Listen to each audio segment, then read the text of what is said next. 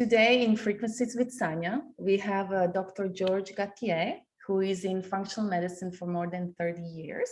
And he was also a physician and advisor for Hollywood celebrities. Tell us more about it. And now, because of for the last 2 years of pandemic, I'm sure you have a lot of calls taking care of different kind of patients. So if you'd be so kind to tell us more about it. For sure. So today is on long hauler syndrome. Talk about it. Thank you for the invitation, by the way, for me speaking on Frequency with Sanya. I really appreciate that. Can't wait to get this wonderful, great information out to the folks out there that's really necessary. We as scientists are finding out more and more, and I do a lot of scientific work here in our clinic, that ever since this condition started coming out with COVID, that it's been a rough condition gone into a pandemic now, an endemic, meaning it's always going to be out there. So we're going to be running into variants. It's going to be a lot like the common cold out there. We're not getting rid of it. So it's a good thing to talk about. This has a couple complicated issues when it comes to people getting the condition, getting COVID, and then having the condition last longer. That quite a few people haven't gotten over the symptoms or have even gotten worse after having COVID, sometimes more than once or sometimes just once. So, yeah, even people who did not have any symptoms can experience long COVID, which can present different types and combinations of health problems. So that's true. So a lot of stuff we've been seeing in my clinic that we've been treating last couple of years and really, really successful, we'll get into why that is happening too, is that it affects the nervous system dramatically. It affects the heart quite a bit and the lungs quite a bit. So with those three things, they've caused the most morbidity and what's going on with COVID and our long haulers too. So imagine if you could, even having COVID, but even beforehand, feeling normal, feeling pretty good. You're getting about your daily activities. You're doing the things you want to do. Life is pretty good. You're feeling average, but at the end of the day, you might be a little tired, as people oftentimes are. And then you get COVID, and then you feel horrible for X amount of time. You have absolutely no energy. You're laid out in the flat of your back. You may have headache, stomach conditions, difficulty breathing, okay, for quite some time. And then it might improve slightly or may not improve at all, and you're stuck with these really, really horrible symptoms. It is a horrible, life-changing event. And so we've been successfully treating people having these conditions. But if you can imagine going from relatively normal to this almost permanent state without very many answers from the medical doctors out there, people get very concerned, very afraid, very stressed out, and rightfully so. There are very few diseases out there like that, especially one that has the epidemiology of COVID. It's very contagious. And so we literally have millions of people in the United States alone suffering from long hauler syndrome, or what we could say post-COVID syndrome. So out of breath, do a flight of stairs and you have to sit down, not going to work. We have many, many Americans not going to work because they have this. And it's hitting the disability areas in our country too. So people are filing disability for this. And it's one of the few things. Yeah, I was reading about it. Yes. Yeah, it's in recent history that, wow. They tried to figure it out how to help people that they were being like for the longest time in the hospital, back and forward, and they they can't work or they have a problem with working, so they're on a disability, or they're trying to figure out how to do that for them. Yeah, and it's new. It's a fight too. But the good news is there are great answers out there. So I'm here today also to help provide some suggestions on what to do and how we can possibly help. So how often are you having your patients complaining on post-COVID conditions? Right now, my patient base isn't super large because we really focus on concise patients in general. I would say in the general population, I would say 10 to 20%, close to 10% may have post-COVID or long hauler syndrome, that's a huge amount of people. If there's, let's say, 330 million Americans, Well, that's 3.3 million people having post-COVID syndrome. That is a lot of people. And I bet you, Sonia, that people in our audience today know people that have it, or they suspect that they have it, either or, because it's hard to confirm you have it or not. So I guarantee you that all of our audience out there knows someone that has it. So when you have that patients with that have with those problems, like what is the first thing you are actually tell them to do, or like with the functional medicine, like how the functional medicine can help patients with post-COVID symptoms? Okay, well, a lot of Americans in general, since functional medicine is new to the scene, I'll explain what functional medicine is. Functional medicine in general is getting down to the root cause of what the disease is, as opposed to treating symptoms. Most all doctors in the United States treat symptoms and don't treat the disease.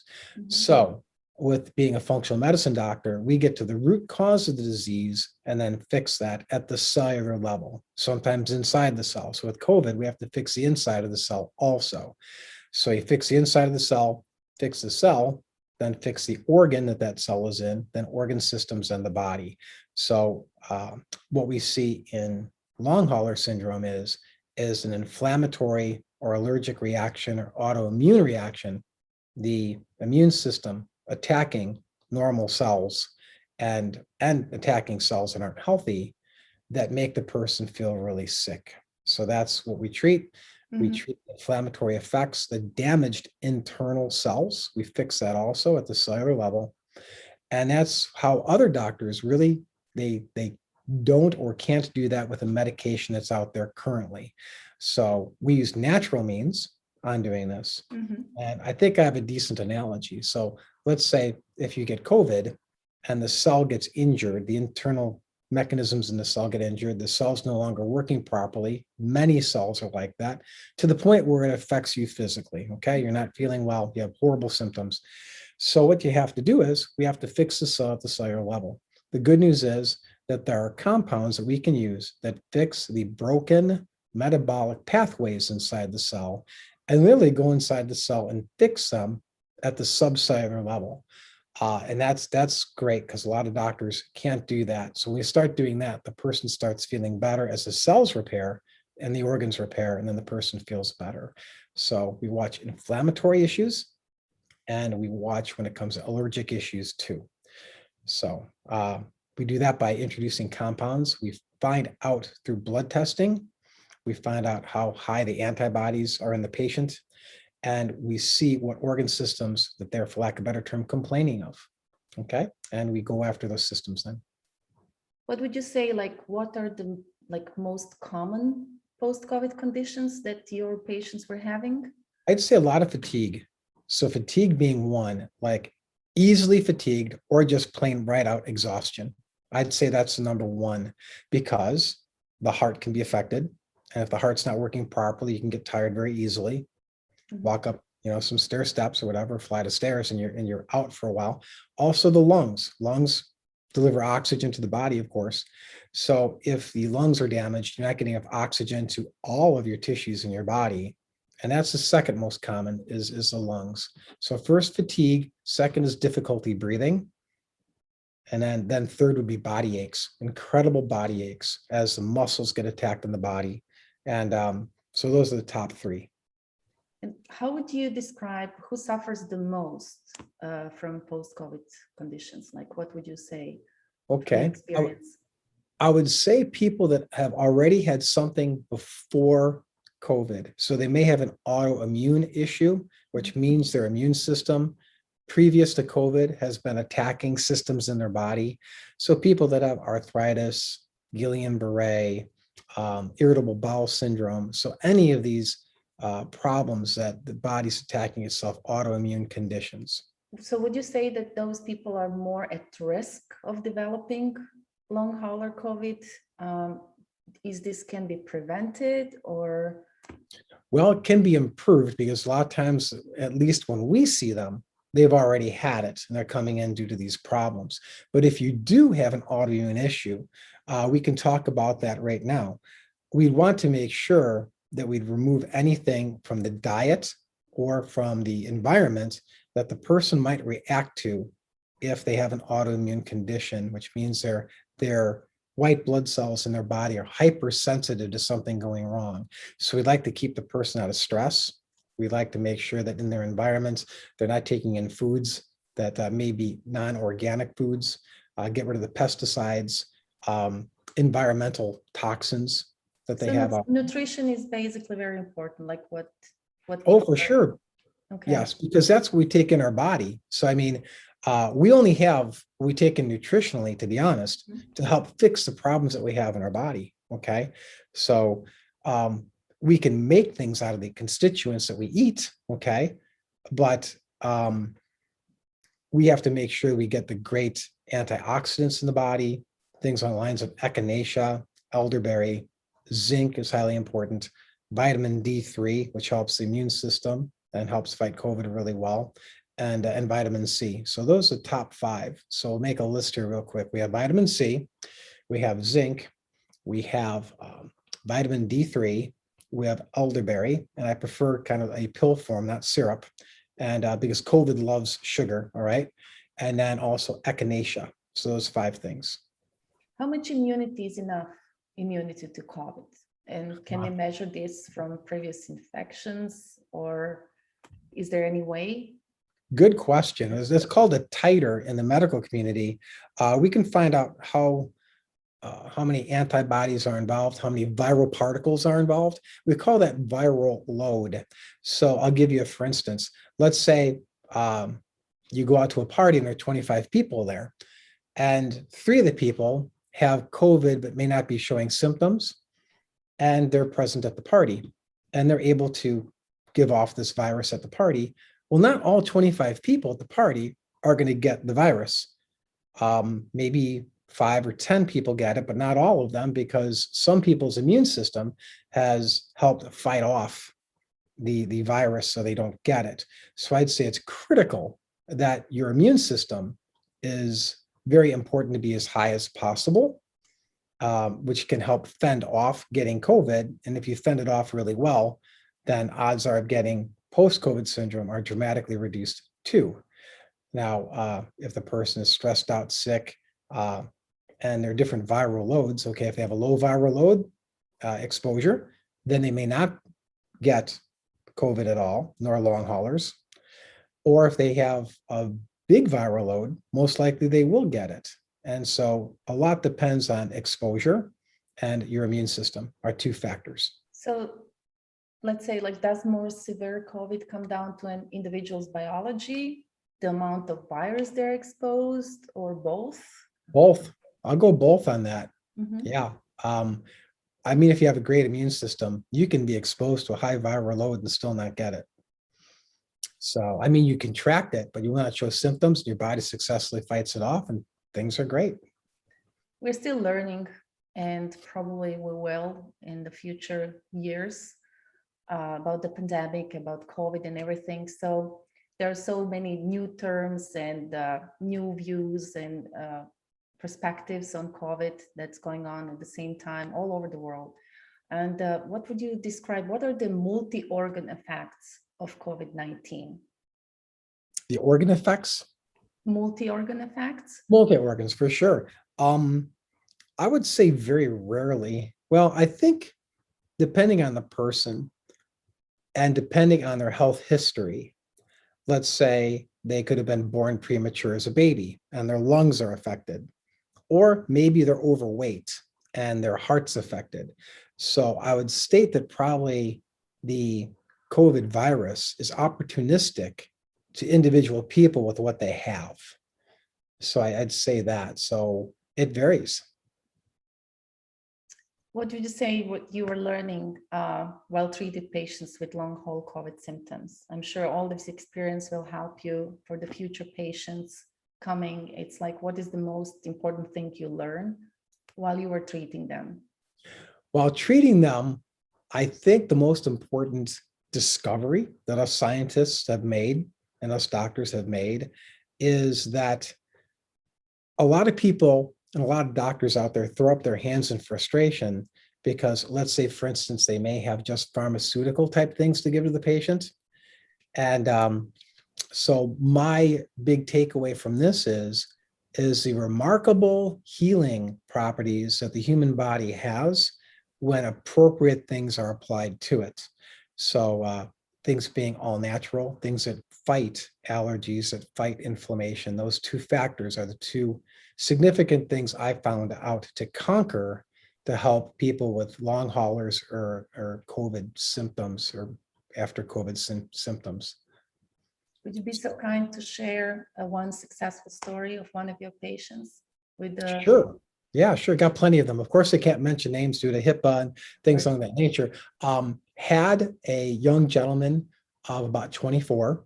He, I'd say, was a pro soccer athlete. Mhm. And of course, tip-top shape, great team, well-respected player, got COVID and was devastated by it. And he looked literally around the world to find people to try to help him. He found out about myself, discovered our office, and we treated him. We treat people teledoctoring, so I was able to treat him. He's Italian, and he probably had an 80% decrease in his physical health. Imagine being like a really pro Olympic athlete, but this being a soccer player, okay, that you're not used to being ill or being sick. And he was quite distressed. He goes like, Doc, I've tried everything and I really need help with this. Do you think you can help me? Well, I knew I could a certain percentage wise. So I said that to him. And so we began work on him. So he improved about 80%, still not at the professional level that he would like to be. But considering he was at 20%, and if you use that as a grade, that's definitely a low F grade wise. Okay, being at 20% is horrible. And he was in misery and he was stressed out. Now he's living beyond a relatively normal life. He still can't play professionally, but he can run now without getting out of breath. He can run for quite some time. That took some effort on his and our effort to get him better. It took some time. It took me 6 months to improve him. But he's living a relatively normal life now and a lot happier as no longer being, for lack of a better term, disabled. Is there anything that you would like to share also, like how to help people? It's, of course, like it's the best way is to call you and ask you for the advice. But generally speaking, there's so many people all over the world that they're having problem with it. And you said like just try to reduce stress as much as possible, which is also not easy. But is there any advice that you would like to?